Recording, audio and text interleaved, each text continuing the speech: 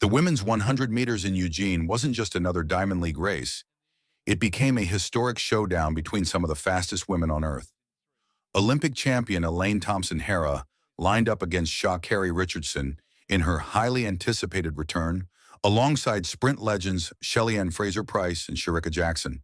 But what happened next stunned the entire stadium. In this video, we analyze the full race in detail, examine the technique and speed that separated Thompson-Herah from the field, and explain why this performance is still considered one of the most dominant sprint races in modern athletics history. Keeping her out of the games, but she's been very active both on the track and on social media. She has a point to prove here in 5.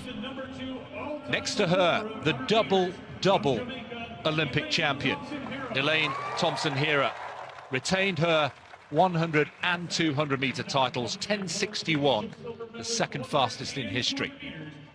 Marie-Josée Tarlou, yet again 4th, the dreaded 4th place in Tokyo, where she finished in Rio in both the 100 and 200. She goes in lane 7. Mujinga Kambundji had a fine Olympics in Tokyo, made the final in both the 1 and the 200, ran 10:95 in the heats. And in lane 9, the youngster from Jamaica, 19 years old, Brianna Williams, double world junior champion at just 16 years old, the future, you feel, of Jamaican sprinting. So Daniels in 1, Oliver 2, Jackson, the bronze medalist from Tokyo, from Jamaica, in 3, Fraser-Pryce, Jamaica, in 4, Richardson, USA, goes in 5, the blonde hair, Thompson-Herah in 6, Jamaica, the defending champion from Tokyo, Tarlou 7, Kambundji 8, Williams in lane 9, left of picture.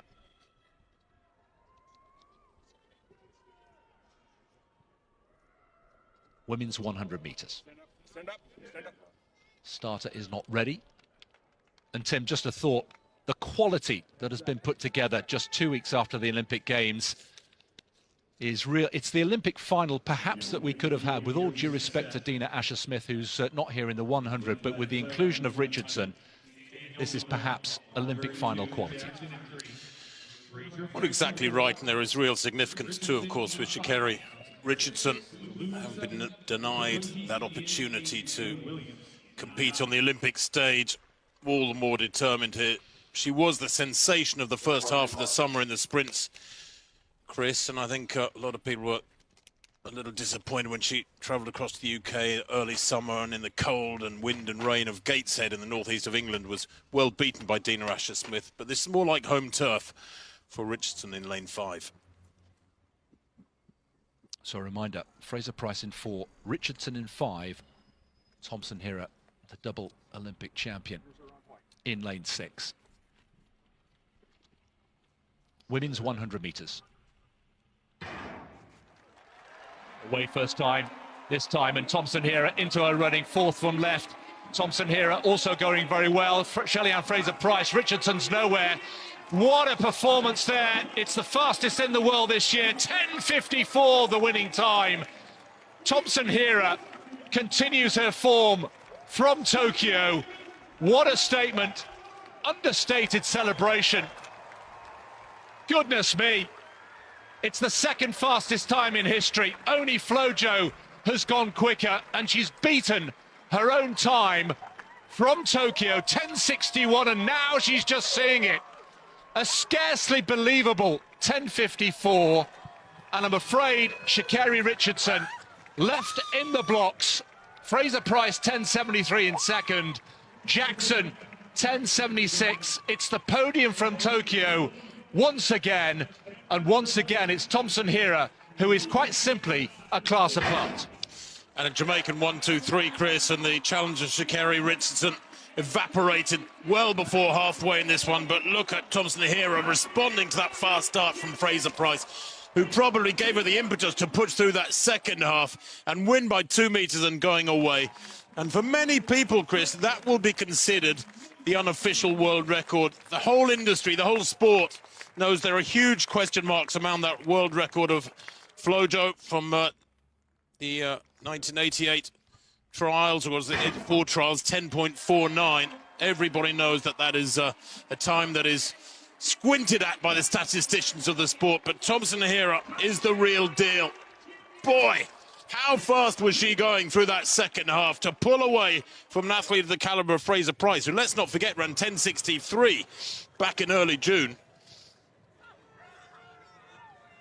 10.54, just to underline, the second fastest in history, only behind Flojo. The women's 100 meters at the Prefontaine Classic in Eugene was never expected to be an ordinary sprint race. Just weeks after dominating the Tokyo Olympics, Elaine Thompson-Herah arrived in the United States carrying enormous momentum, but also immense pressure. Olympic champions often struggle emotionally and physically after the Games. The energy spent reaching peak condition for the Olympics usually leaves athletes vulnerable to fatigue, reduced motivation, or inconsistent performances. Instead, Thompson-Herah delivered something even more astonishing than her Olympic victories. She ran 10.54 seconds, the second fastest time in the history of women's sprinting. What made the performance extraordinary was not simply the time itself, but the context surrounding it. The field was arguably the strongest assembled outside an Olympic or World Championship final. Sha'Carri Richardson returned to competition after weeks of global controversy. Shelly-Ann Fraser-Pryce was in outstanding form after winning Olympic silver. Shericka Jackson had just established herself as one of the most dangerous sprinters in the world with Olympic bronze. Every athlete on the track represented either proven greatness or rising danger. Yet Thompson-Herah transformed the race into a historical exhibition. From the gun, the race immediately revealed the difference between Thompson-Herah and the rest of the field. Traditionally, her greatest strength had been her top-end speed rather than explosive acceleration. Earlier in her career, her starts occasionally left room for rivals to challenge her during the opening phase. But in 2021, that weakness almost disappeared completely. Her reaction out of the blocks in Eugene was sharp, controlled, and technically efficient. Within the first 30 meters, she had already neutralized Fraser-Pryce's legendary start and matched Richardson's early acceleration. The middle phase of the race became the defining moment. Between 40 and 70 meters, Thompson-Herah displayed one of the most powerful sprint mechanics ever seen in women's athletics. Her stride frequency remained incredibly fast, but what separated her from the field was stride efficiency. Every movement looked smooth and economical. There was no visible tension in her shoulders, no wasted motion, and no signs of forcing speed. While many sprinters tighten under maximum velocity, Thompson-Herah appeared relaxed, floating down the track while accelerating away from world-class opponents. By 60 meters, the race was effectively over. Fraser-Pryce, one of the greatest sprinters in history, was already losing ground. Jackson could not maintain contact. Richardson, despite her aggressive start, was rapidly fading from contention. The separation was shocking because these were not average competitors. They were Olympic medalists and national champions. Yet Thompson-Herah created daylight between herself and the field, as if she were competing at an entirely different level. One of the most fascinating aspects of the race was the contrast in sprinting styles. Fraser-Pryce relied heavily on explosive acceleration and rapid turnover. Richardson attacked the opening phase with aggression and emotion. Jackson depended on fluid mechanics and strong transition speed. Thompson-Herah, however, combined nearly every elite sprint quality into one complete package. She had acceleration, efficiency, relaxation, power, and unmatched top-end velocity. In Eugene, all of those elements aligned perfectly in a single performance. The final meters produced disbelief inside the stadium. As Thompson-Herah crossed the line, the clock stopped at 10.54 seconds. For a brief moment, confusion spread, because such a time almost seemed impossible in the modern era. Only Florence Griffith Joyner had officially run faster with her controversial 10.49 world record from 1988. Considering the debates surrounding wind readings and timing from that era, many observers immediately began asking whether Thompson-Herah's run represented the greatest pure sprint performance ever witnessed. Beyond statistics, the race also changed the psychological landscape of women's sprinting. Before Tokyo, the event appeared highly competitive, with multiple athletes capable of winning major titles. After Eugene, Thompson-Herah established clear dominance. She had defeated every major rival repeatedly within a matter of weeks. Olympic gold alone proves greatness, but historically fast times create fear among opponents. The knowledge that an athlete can run 10.54 changes how competitors approach races mentally. Rivals no longer enter believing they only need a personal best to win. They understand they may need a performance close to the limits of human possibility. For Richardson specifically, the race carried enormous attention. Her return had been promoted heavily by media and fans, especially in the United States. Many hoped for a dramatic comeback victory against the Olympic champion she never faced in Tokyo.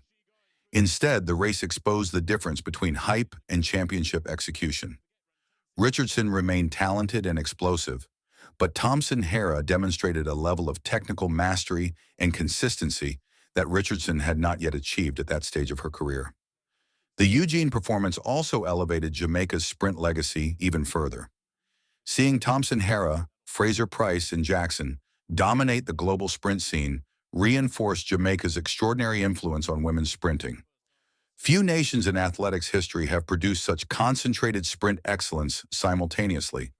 Their success was not accidental. It reflected years of elite coaching, competitive domestic culture, and the psychological confidence Jamaican sprinters carry on to the international stage. Ultimately, the race became more than a Diamond League victory. It was a historical statement. Thompson-Herah did not simply win against elite competition. She overwhelmed one of the strongest sprint fields ever assembled while producing a time that forced comparisons with the greatest performances in athletics history.